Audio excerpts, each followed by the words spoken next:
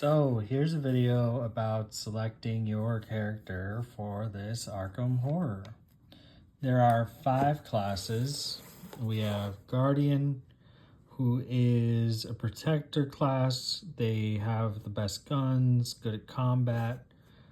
We have Seeker, who is the best at finding clues, and finding clues is typically how you win a game. We have Mystic. They use spells and magic. They're very flexible and can fulfill any role.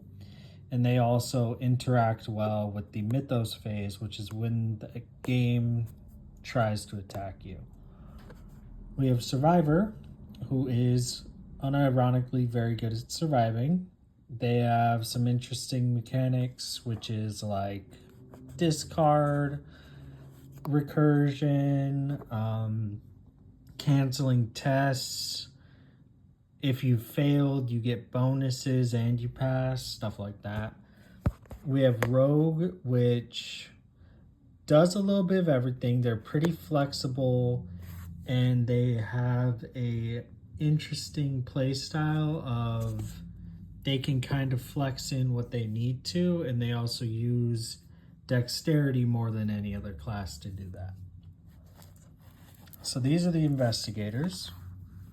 We have Roland Banks. He's pretty typical. He's a detective. He's blue. He's good at finding clues and attacking. We have Zoe, who is one of the strongest blue characters because blue requires a lot of money for their big guns. Zoe's ability, each time she engages with an enemy, gain 1 resource, is just really good economy. We have Mark Harrigan. He's one of the other best blue characters. You know, he has 5 punch, which is just good. And he is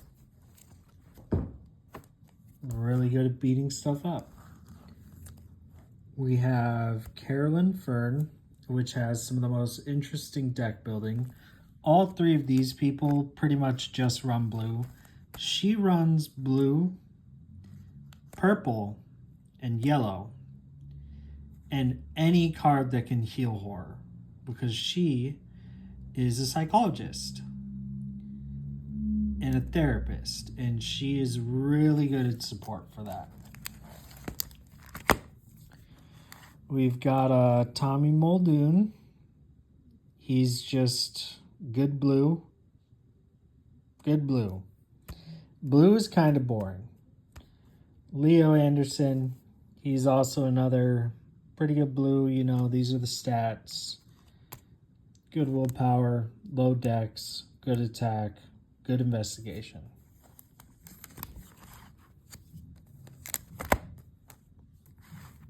Here's our yellow investigators. We have Daisy, who has 5 investigate, which is really good. And you have tomes. She's really good in the tome archetype. There's some good tomes that you can take advantage of it with. You have Ursula Downs. She's one of the best yellow investigators, because every single time you move, you can take a free investigate action. So she's just moving around the board, investigating different locations. We have Min T Fan.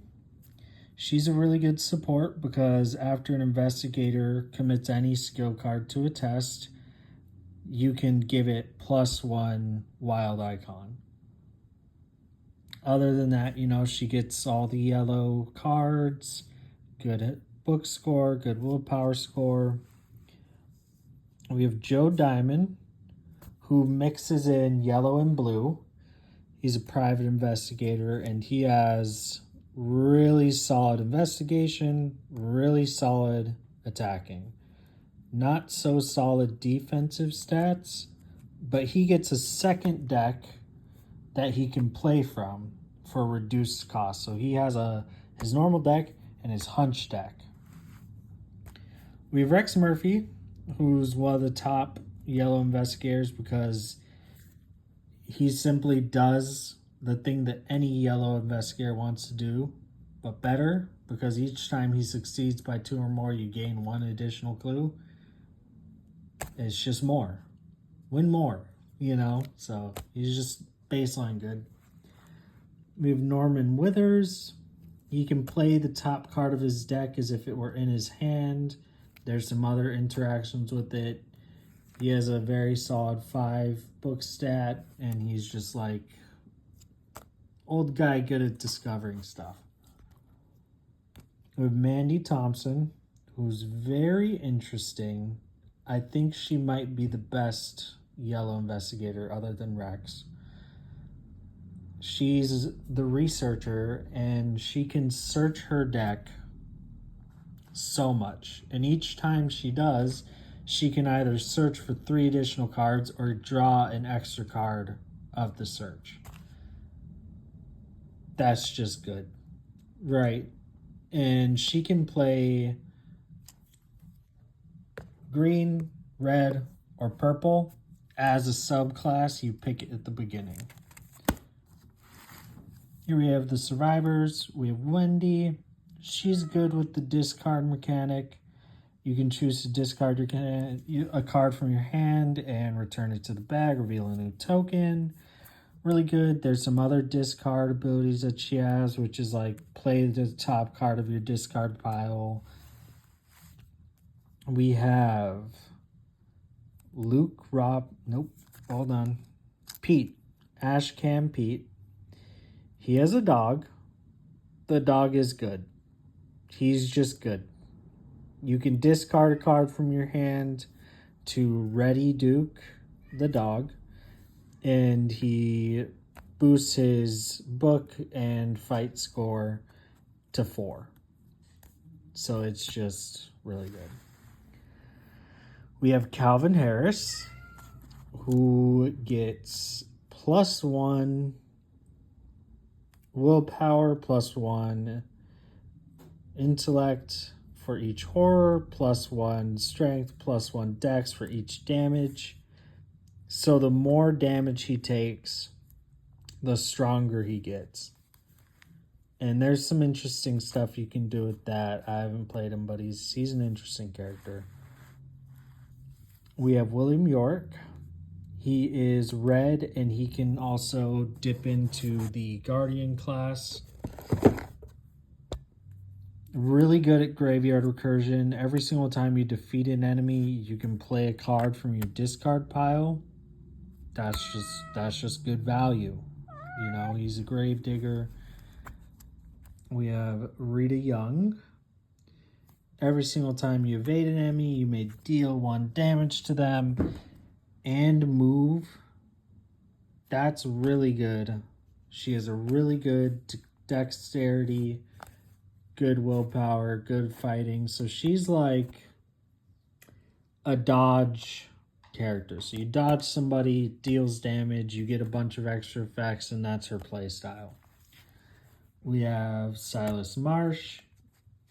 When you reveal a chaos token during a skill test, you may return a skill you committed to this test to your hand. So let's say I commit a card to the test, I can return it to my hand once a turn. That's really good. That's just good. Good value. He's good at fighting, good at dodging, not so good at the other 2 things. He fits in a lane. We have Patrice, who is my favorite survivor. She plays a really ridiculous discard mechanic where each time you, instead of drawing a card, you discard your hand, draw until you have 5 cards in your hand, and your graveyard is a second hand. There's so many things you can do with it, and she splashes in purple. All of the mystic spells use willpower, and these stats don't matter so much. We have Rogue. We have Schizo Tool. Honestly, never played him. He's just green.